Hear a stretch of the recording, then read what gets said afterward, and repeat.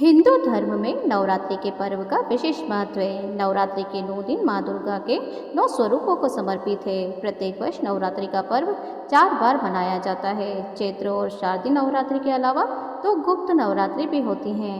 हर नवरात्रि की अलग अलग मान्यताएं होती हैं, लेकिन चैत्र और शारदीय नवरात्रि सबसे महत्वपूर्ण होती हैं। इस साल चैत्र नवरात्रि 30 मार्च से शुरू हो रही है और नवरात्रि में कुछ भक्त 9 दिन का व्रत रखते हैं और वहीं कुछ लोग प्रथम और अष्टमी के दिन व्रत रखते हैं। ज़्यादातर घरों में नवरात्रि के प्रथम दिन कलश स्थापना की जाती है। कलश स्थापना के दौरान जौ बोने का विशेष महत्व होता है। माना जाता है कि जौ के बिना नवरात्रि की पूजा अधूरी है।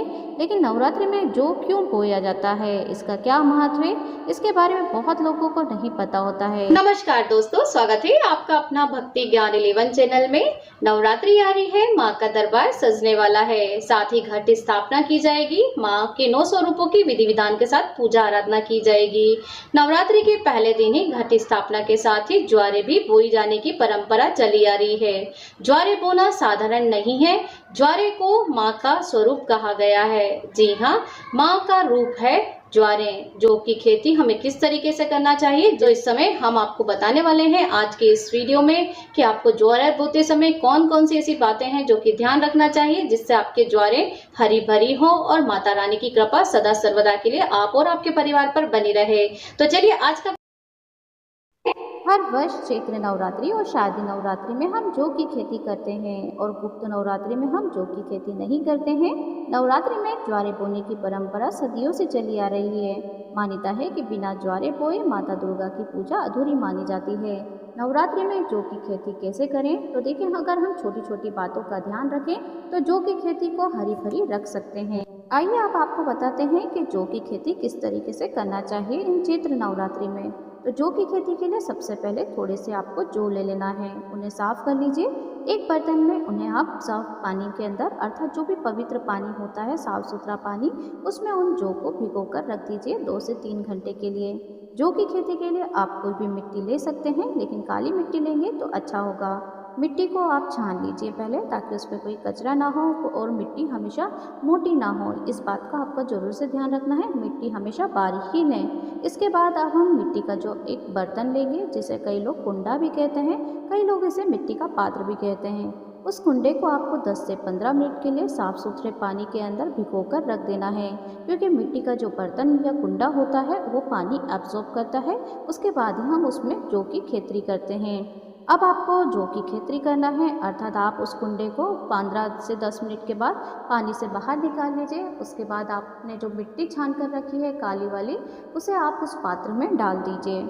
उसके बाद उस पर आप जो भीगे हुए जौ हैं उन्हें पूरी श्रद्धा और भक्ति के साथ माता रानी के 9 स्वरूपों का नाम लेकर छिड़कें, अर्थात उन पर डाल दीजिए मिट्टी के ऊपर। जैसे हम पौधे लगाते हैं, उसके लिए हम कोई भी बीज डालते हैं, उसी तरीके से आपको जौ को स्प्रेड कर देना है, अर्थात छिड़क देना है। ये बहुत ही ज़्यादा पवित्र काम है, इसलिए हमें माता जी का नाम जरूर उससे लेना चाहिए ये काम करते समय पूरी श्रद्धा के साथ। फिर आपको जौ के दाने डाल देना है, ऊपर से थोड़ी थोड़ी मिट्टी फिर डाल दीजिए।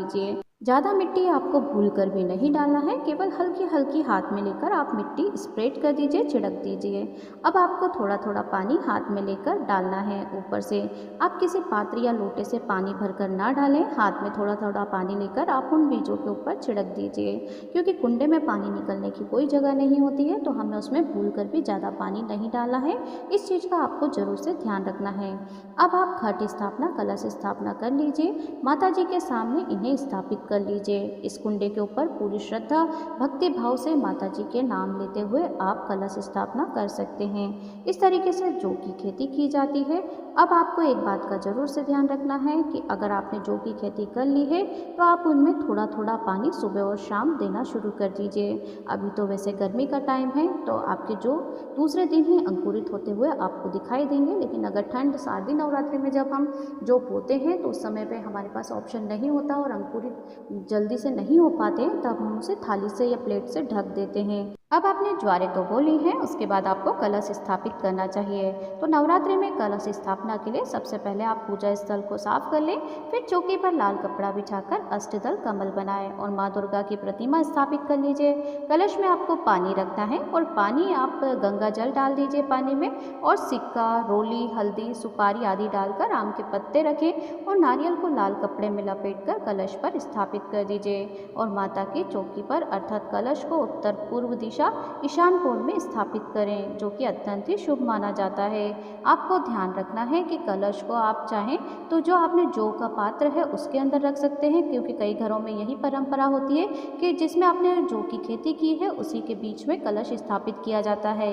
लेकिन कई घरों की परंपरा के अनुसार कलश माता जी के बगल में स्थापित किया जाता है और जौ को पात्र में माँ के दूसरे साइड रखा जाता है। तो जो भी आपके घर की परंपरा है उसके हिसाब से आप जौ का पात्र रख दीजिए और कलश स्थापित कर लीजिए। इस तरीके से आपको कलश में पानी, गंगा जल, सिक्का, रोली, हल्दी, सुपारी, जौ, अक्षत, इलायची, ये सारी चीज़ें ध्यान से डालना है और आम के 5 पत्ते आपको जरूर से लगा देना है। कलश के गले में मोली लपेट दीजिए, कलश के ऊपर नारियल को लाल कपड़े में जरूर से रखिए। अब माँ दुर्गा की प्रतिमा को स्थापित करके आप श्रृंगार कर माँ के पूरे विधि विधान के साथ पूजा आराधना कर लीजिए। चैत्र नवरात्रि का पहला दिन माता शैलपुत्री का होता है, तो माता शैलपुत्री की विशेष पूजा आराधना करिए। इससे संबंधित वीडियो भी हमारे चैनल पर आने वाले समय में अपलोड हो जाएंगे। इसके लिए चैनल पर जुड़ जाइए और चैनल को सब्सक्राइब करके नोटिफिकेशन बेल को ऑन कर लें, ताकि चैनल पे जब भी वीडियो अपलोड होगा सबसे पहला नोटिफिकेशन आपके पास ही पहुंचेगा।